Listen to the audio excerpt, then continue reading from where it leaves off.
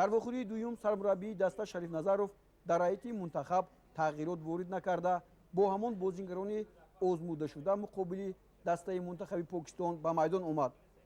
ин дастаро мураббии шинохтаи Баҳрайн Салмон Шарида ба бозиҳо омода карда буд ва аз ҷониби дигар Покистон аз қабили 4 дастаи дар бозиҳои интихобии ҷоми Осиё 2007 ширкат дошта ба ҳисоб мерафт. ба муқобилияти сахти ин даста нигоҳ накарда футболбозони мо ин дастаро низ ба мағлубият рӯбарӯ карданд. хатти миёнаи дастаи мо бозии хуби худро нишон медод. дар дақиқаи 14 ба Нӯъмон Ҳакимов имконият фароҳам омад ки ҳисобро кушояд. ҳоло шумо ин голи задашударо такроран тамошо мекунед.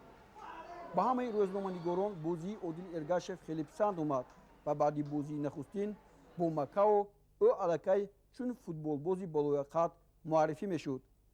дар дақиқаи 19 маҳз Одил Эргашев бо ҷамъи ёронаш голи дуюми футболбозони моро ба дарвозаи Ҷаъфархон равон кард. ҳарчанд имконияти голзанӣ дар ин бозӣ хеле зиёд буд, футболбозони мо бо 2 голи задаашон қаноат ҳосил карданд.